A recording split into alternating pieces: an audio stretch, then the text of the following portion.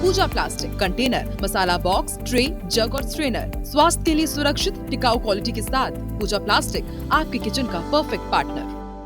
तो चलिए big breaking Indore से, जहां पर टाइल्स शोरूम में भीषण आग लगने की जानकारी निकल के सामने आई है। देर रात ये आग लगी है। इसके साथ ही देपालपुर स्थित दुकान में भीषण आग लगी है। अब आपको ये तस्वीरें भी दिखाएंगे। आग लगने की वजह से लाखों का सामान जलकर पूरी तरह से यहाँ पर खाक हो गया है। इंदौर के लीला रेजिडेंसी कॉलोनी के पास की ये पूरी घटना बताई जाती है। फायर ब्रिगेड ने हालांकि कड़ी मशक्कत के बाद आग पर काबू पा लिया।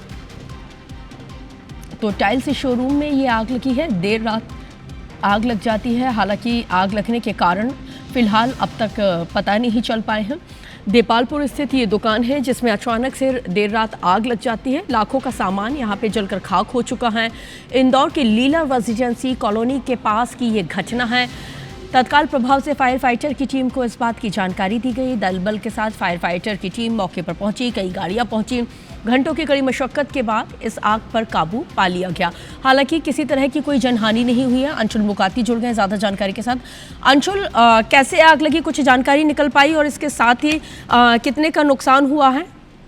जी बिल्कुल, आपको बता दूं कि फिलहाल प्रारंभिक जांच में शॉर्ट सर्किट जो है वो आग लगने की वजह बताई जा रही है। फिलहाल आग पर पूरी तरह से काबू पा लिया गया है, लेकिन बताया जा रहा है कि आग में लाखों रुपए का सामान जो शोरूम में रखा हुआ था वो जलकर पूरा खाक हो चुका है। देर रात ये पूरी आग लगी थी, जिसके बाद फायर ब्रिगेड की गाड़ी मौके पर पहुंची थी और आग इतनी भीषण थी कि जो शोरूम है उसके दूसरे माले तक आग की लपटें जो है वो पहुंचने लग गई थी। हालांकि इस पूरे मामले में फिलहाल आग पर काबू पा लिया गया है और अब इस पूरे मामले में जांच की जा रही है कि आग लगने के कारण क्या है और किस कारण से इतनी भीषण आग जो है वो लगी है। फिलहाल इस पूरे मामले में आगे की जांच जो है वो भी की जा रही है। आग पर पूरी तरह काबू पा लिया है और किसी प्रकार की कोई जनहानि की सूचना जो है इस मामले में अभी तक निकल करके नहीं आई है। जी ठीक, शुक्रिया जानकारी के लिए।